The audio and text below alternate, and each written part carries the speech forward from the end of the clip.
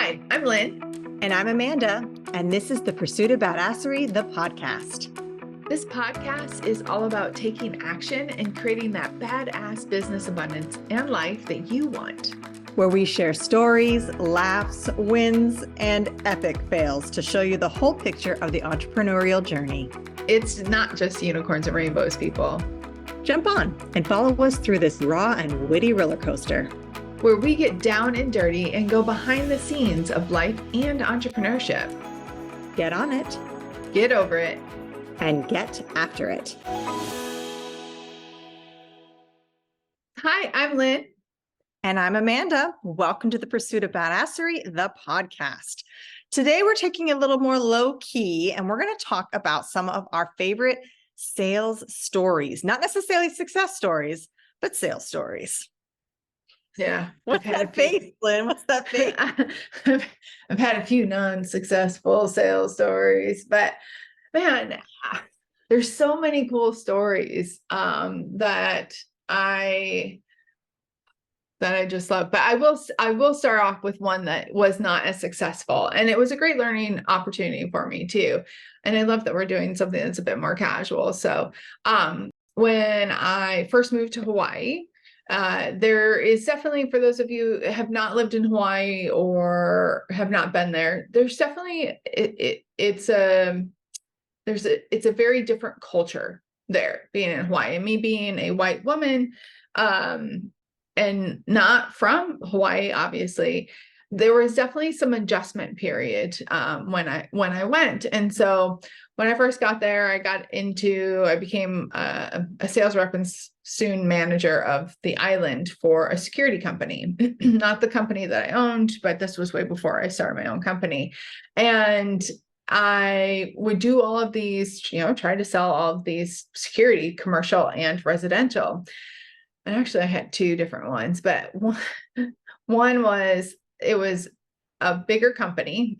They had a couple of locations on the island, and I was selling to all older men, Japanese men at that. And when I went to essentially do the pitch and stuff, really they, in this room where I'm a seasoned salesperson, everything was set up. They treated me like I was just some crap on the bottom of their shoe. One, because I found out later, actually, one of the guys pulled me aside later and had coffee with me. He's like, listen, don't take it personal. This is why. It wasn't your pitch. It's just culturally, this is the way that they are. This is, since you're a woman and you didn't bring your man counterpart, you weren't looked at as important. And it was just very interesting, the dynamic. And I can remember feeling like, I cannot believe that this is still a thing in today's age. It kind of just blew my mind, because I'm this strong, independent woman. And by that time I had lived out of country. And I just remember sitting there so upset about I cannot believe, why would you set the appointment? They eventually became my clients months later, almost a year later, because I was the right fit. However, it was such a hard sell, and I had to bring in the owner, fly him from Oahu, because he was a guy, to help me close this, and bring in all my technicians. And after that, there was a woman who would communicate with me, but any other communication from the higher ups and the men had to be directly to my boss, but it had nothing to do with me. However, that was a really hard thing for me to get over. I was just I was shook a little bit. And I still see that here. I've seen that more too, as from that point forward, even living here in Thailand and stuff, there's a little bit of interesting kind of dynamic sometimes. But man, I was just oh, that was hard. That was hard on my ego. Yeah, I think I would have had a really hard time. I think also because I tend to display what we would call a more masculine personality. Same. And I've had some colorful, let's call them colorful interactions when I lived in a city, where I would be in a sales situation and I would flat out call people out and say what I wanted to say. And when you're on the topic of Hawaii, I was on a different island than you, and a smaller island than yours, if that's even possible. And when I first moved to Hawaii, I was still in this big city mentality. So I've done work in a couple of different big cities, you know, New York being one of them. And for anybody who's ever worked in New York or LA or DC, it is cutthroat, and I thrived in it. So I came to Maui from this cutthroat, I will fire you in a heartbeat. I will find somebody who will do it better, faster, cheaper in 2 hours. I don't care. And so when I moved to Maui, it was a real rough first 3 months for me. Number one, because in Hawaii, like everybody hugs everybody. They're huggers. Everybody, even at sales meetings, at professional sales meetings, people would be hugging to greet you. And I was like always checking to see if my wallet had been stolen. For months, I did not understand why people were hugging me. I'm like, this is sexual harassment. Someone's going to steal my wallet. What is happening? So going into like sales meetings where I immediately am defensive, feeling like I'm going to call HR if there were such a thing at that place. I'm going to check my wallet to make sure I'm already distrusting them as like stealing from me. Yeah, you can imagine how really super well it went for me the first couple of months there. So if I had been in a situation where there had been a bunch of men like staring me down, oh man, I would have probably gotten kicked off the island. They would have run me off with like pitchforks, because this is how I know that I was born in the correct age, because if I had been born back in the day, I would have been burned as a witch, like instantly. I would have been burned as a witch. But going into these sales conversations with this mindset of, I'm going to like a killer mindset, like a killer instinct, I'm going to go in, and that's the type of personality I was used to dealing with in a sales conversation, and having to flip everything about that script, about how I was reacting, about how I perceived the situation, was a huge ego hit for me, because I did not make sales at all. I mean, I was mean. And even when I had this bout of waitressing, because Maui is expensive, okay, and I was very young, and so I waitressed for a while, and even then I had a hard time waitressing, because it wasn't the same. Because on Maui, you're going to see them again like the next day, and people really care about community and, you know, ohana and family, and I, for the first few months, I just assumed everybody was trying to steal from me, and that everybody was fake liars hugging me, and I hated everything. It's amazing. I lived there for 16 years. The first 3 months were rough. And that was one of the things, like I had a hard time until I was able to adjust my mindset and understand from a cultural aspect what I was dealing with from the day to day. I sucked at sales. I wasn't able to get it because I was so far off from what everybody wanted in that sales field. Like they weren't interested in New York. Like, yay, I could sell. Nobody cared. Nobody cared. And you're going to see them the next day, and they'll be like, oh, you're that person who was rude in that meeting. Oh, okay. Okay. Yeah, sure. Go swim there. There's no shark there. It's fine. Go swim there. Yeah. So the way you react in your sales, so important. Reading the room. This was before I understood something like behavioral styles. This is way before I understood how to read people, the whole idea of treating people the way they want to be treated. No. It was treat the people the way I think I'm going to get results. I mean, I was a steamroller. I still am, but I was really a steamroller then. And I had to learn real quick. And it took me about 3 months. I will say, like, the first 3 months were the worst. And then I was like, okay, I get it. I understand. But that first 3 months, I thought I was just I was so close to moving, because I just felt like everybody was a fat liar and they were stealing from me. And then I didn't understand why nobody liked me. Well, gee, I wonder why. Because I was horrible. I was horrible in comparison. And looking back now, the whole time I lived on Maui, everybody thought that I was so fast paced, way faster than anybody. And then when I visited friends from the mainland in bigger cities, they were all like, oh my God, you've slowed down so much. Like, I can't, like, you're talking so slowly, you're acting so slowly. And so it's really the where you are makes a difference, and knowing the culture and knowing what's going on in the background, really important, super important. Absolutely. Don't do what 20-year-old me did.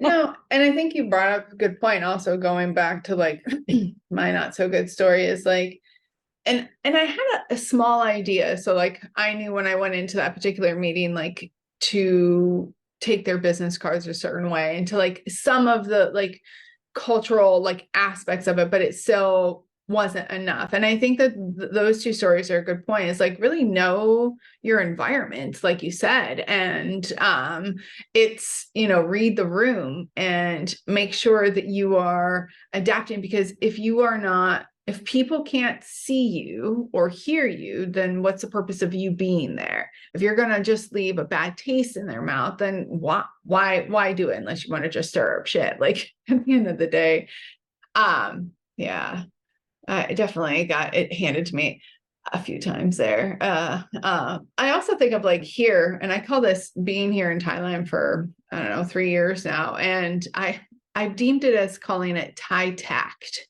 to be tactful. I don't necessarily always have it. However, I can put it on when I need to in order to be able to be heard or seen. And it's interesting because, and I know we've had this discussion, Amanda, like a lot of times I'm asked, well, if you're doing that, are you faking it? Or are you like not being, you're being disingenuous to yourself? And no, that's not true. Just because I learn Thai doesn't make me Thai. I want to have respect. I want to be able to, you know, I don't want to say blend in, but communicate and like be receptive on both sides. So I think it's really important to definitely know your audience. Another story that I was thinking of is back in the day, my kids were young and I got this job at AirTouch Paging. It was then Vodafone and then became Verizon, but this is where I sold the cell phones and the pagers. But I was an appointment setter for outside sales reps, and there were 6 of us, 6 or 8 of us. And there was this old, cute little woman. Oh, she was so sweet. She'd been there for years, and she was like the head of it. I mean, we had a manager, but she was like the head one on the floor. Maybe there was 5 or 6 of us at a time, 4 or 5. It doesn't matter. Anyway, I would get my zone, and I loved it. Like, but I would build rapport. I had my little filing system with my 3x5 cards, and I know exactly who to call when. I made some of the most amazing friends, like Joe Saldano from McDonald's headquarters. Oh my God, I talked to him for years. It wasn't until like 3 years later, I think, that he finally like bought cell phones. It wasn't that long, but it felt like that. But still, like I would though sit down and bang out my appointments. We had a quota. We had to set, I don't know, we'll say 5 appointments a day.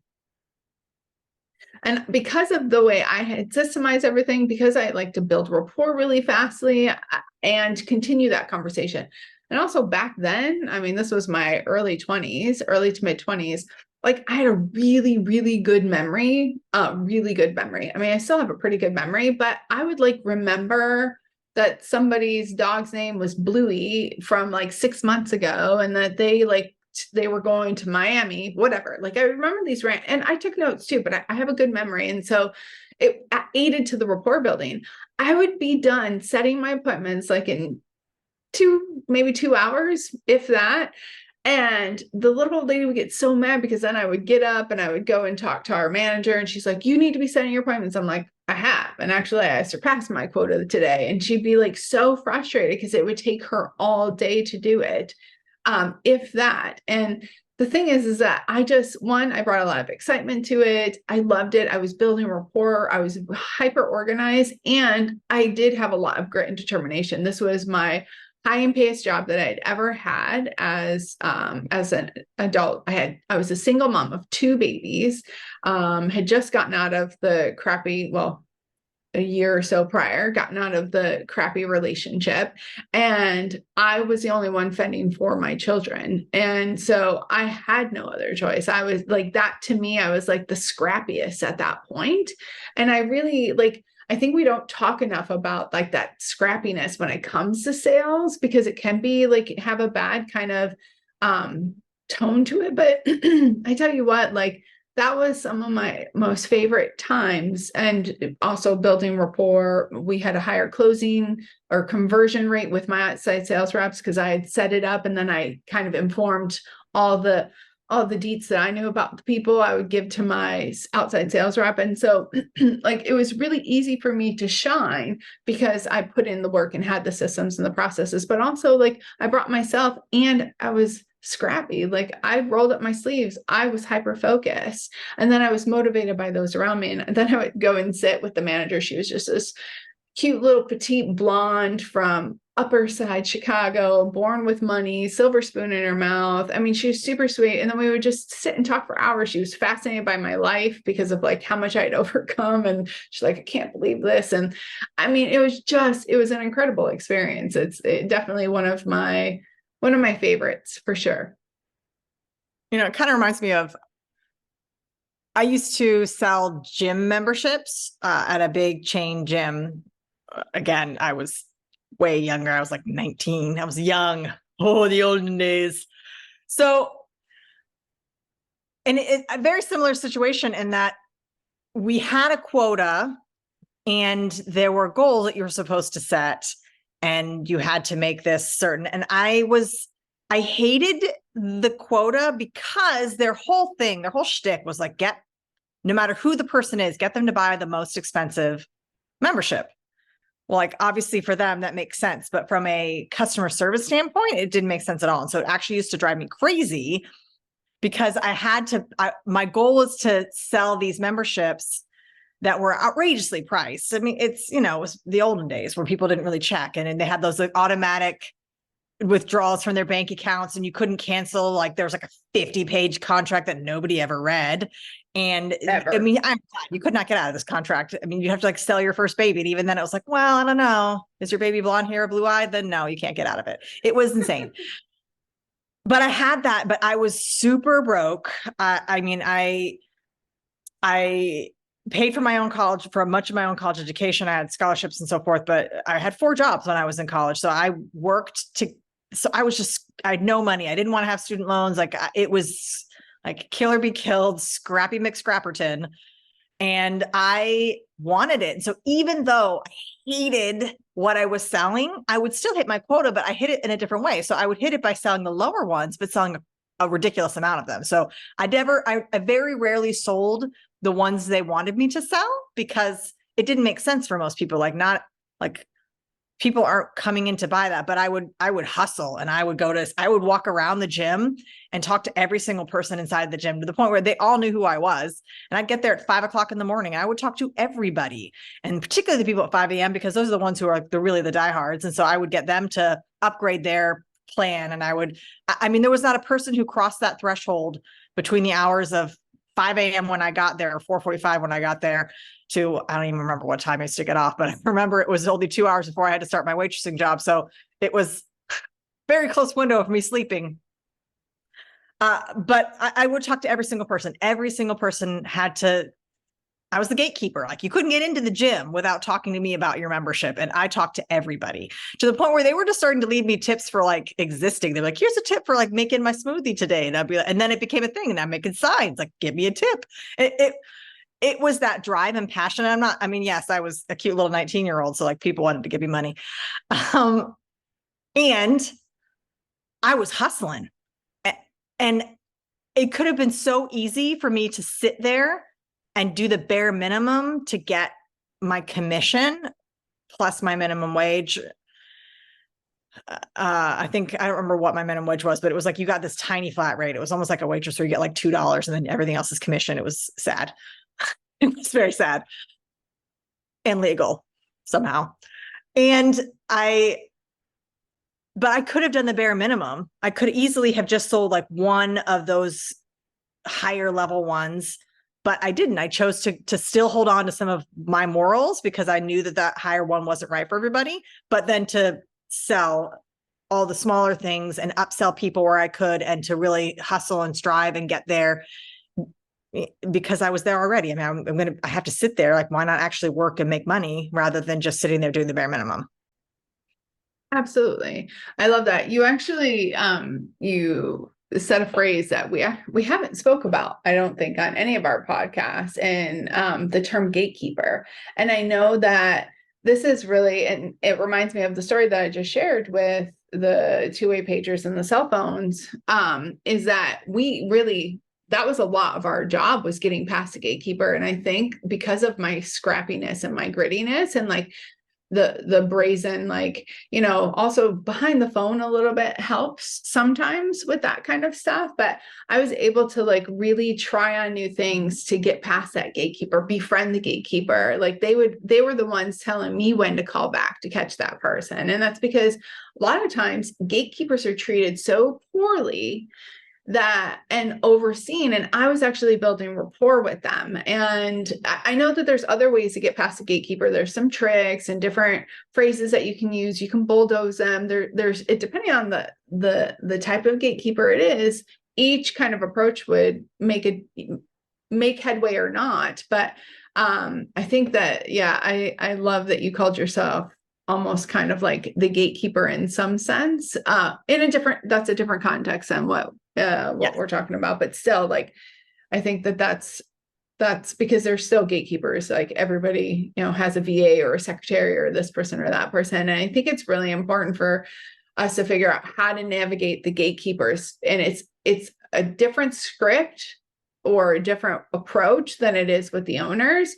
But you can gain a lot of knowledge and a lot of support from the gatekeeper if you do it the right way. And that's definitely another thing that helped me with the Vodafone AirTouch paging kind of job. So, yeah. Yeah. No, I have actually a good story with a gatekeeper scenario. So I was on a sales call and I was not the only salesperson there. And there were multiple salespeople in like the waiting room, and basically kind of like you're looking at your competition. And I mean, it's like a job interview. Like you know, everybody around you is your competition. You're all basically peddling the same thing. It's like, who's going to close the deal? And one of the people who came in was not nice to the front desk person. Like he was just, my appointment is the most important. I need to go before these people. This person doesn't even, they don't, who is this person even? Like they should have an appointment before me. And she was like, well, she got here first. And he was so mean to her. And then like he stormed out to like use the restroom or like in a huff a bit. And I kind of like walked up to her and I'm like, are you okay? Because I'm sorry that happened on my account, because basically he was mad that I was in front of him in line. And I just apologized to her because she was a person. And I apologized to her on behalf of everybody sitting in there. And guess who got to go in first? And guess who closed the deal first? It was me, not the dude who arguably did have more rank than me. He was a much older and more seasoned salesman and thought he was the bee's knees. And he was rude to the wrong person. And I got bumped right on up. And it only took, and from the standpoint of that particular person I was meeting with, he didn't really care who filled the role. It was like, who can get me the results fastest? Like, this person's here. He didn't even need to really hear my whole shtick. I'm sure due diligence, he did interview other people. I'm not saying I closed the deal instantly. One and done. Yeah, it wasn't a one and done scenario. However, I firmly believe that gatekeeper scenario gave me the upper edge in that particular sales case. Just, be a person, be nice. Yeah, well, that's hard to say. Me saying be nice means that is. That is. However, it's not just be a good person. It's also you showed that you were a good person. Like, you reached out, because you can be a good person all day long, but if you don't interject or intervene or show that, then other people aren't going to see it, except for your close, intimate circle around you. Then we'll know. But I love that story. I have to say, I think, I've had a lot of really cool sales jobs or companies where I was doing all the selling. But I still go back to, definitely AirTouch paging was fun. I worked for a couple of telecom companies. I worked for 3 different telecom companies throughout, and I did really enjoy that industry. And there was one particular telecom company that at the end, it was because it was cell phones and pagers, and it was like fiber and like commercial service, essentially. And then it was back to cell phones and pagers. And my last cell phone and pager one, and this was right before I went to Saudi, like, we were quota based, commission only.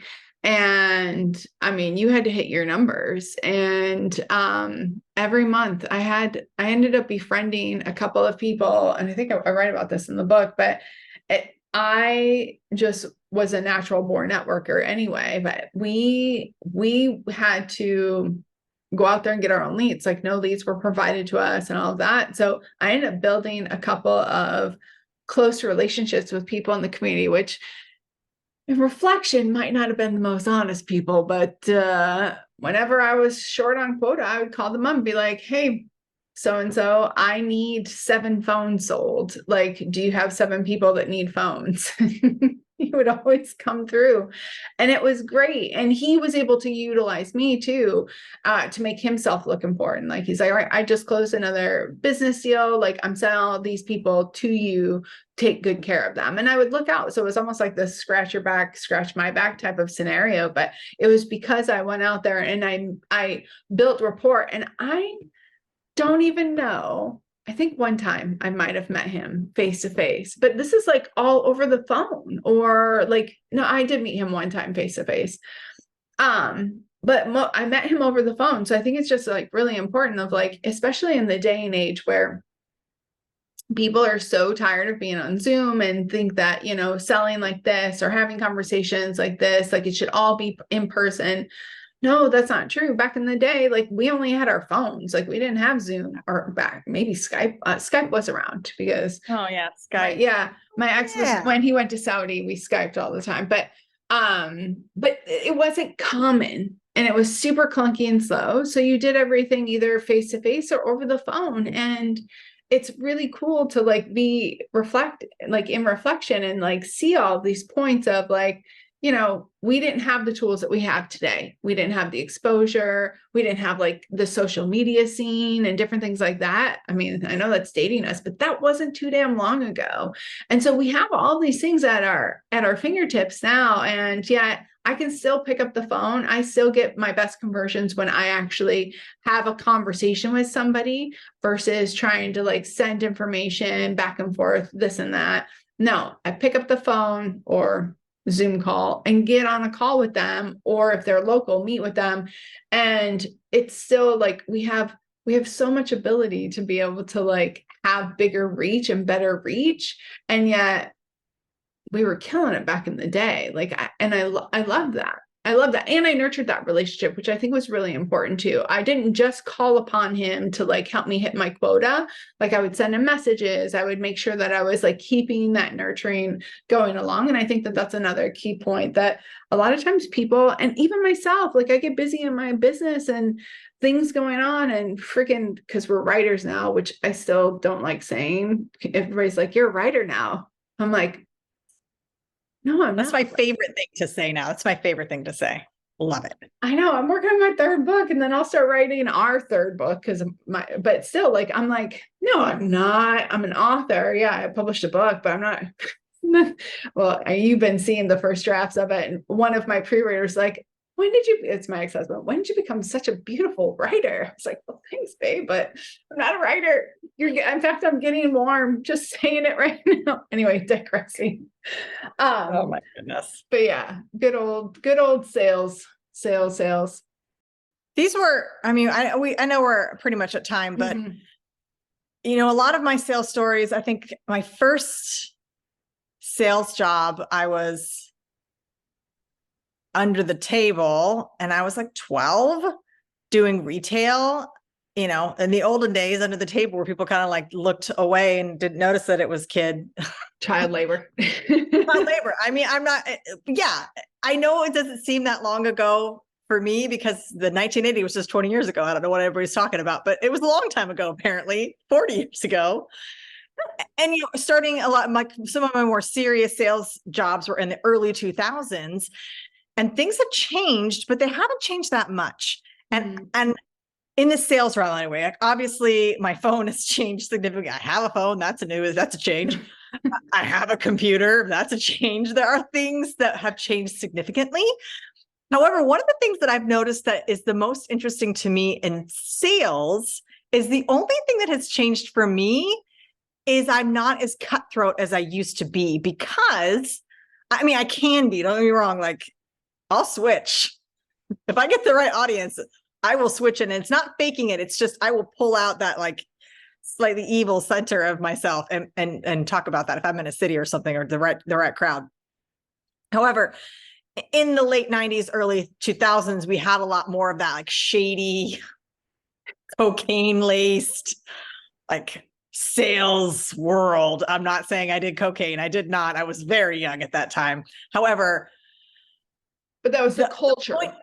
Yes, that the culture, that culture, that like drive culture, like Wolf on Wall Street type of. Wolf on Wall Street, that was a thing. And it has changed significantly, but the processes of sales and the standard of what it is to be in sales has not changed, because it is what works. Absolutely. And I think that's one of the things when we bring it up in our second book, our sales book, it's like we're getting back to basics, because there's so much muffled about in the current dynamic of things, like do this. Like, no, like go back to the basics, because the basics flip and work. And as I have evolved as a salesperson personally, the tactics that work have not really evolved that much, because they work.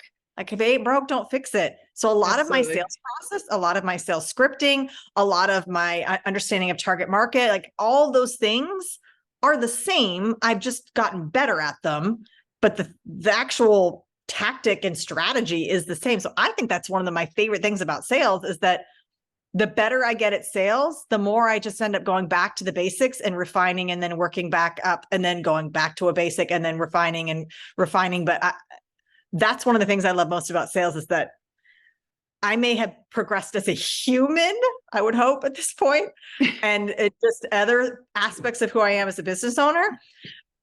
And there's still that fundamental, what makes me a good salesperson when I'm in that sales sphere is the same as when I was 19, when I was 21, when I was 30. Like it's that same core fundamental structure. And I love that about sales. Love it. 100% agree with you. 100%.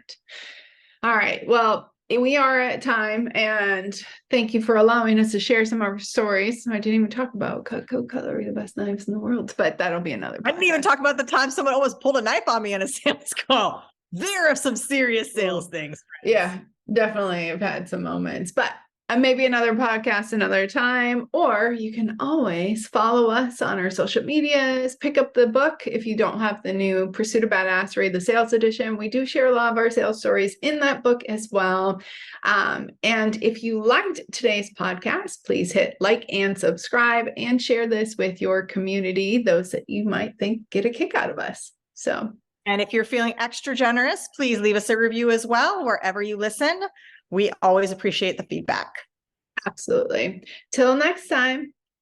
Get after it. All right, everyone. It's not enough to just listen. Now you've got to put it into action. We are so excited to see what you do next.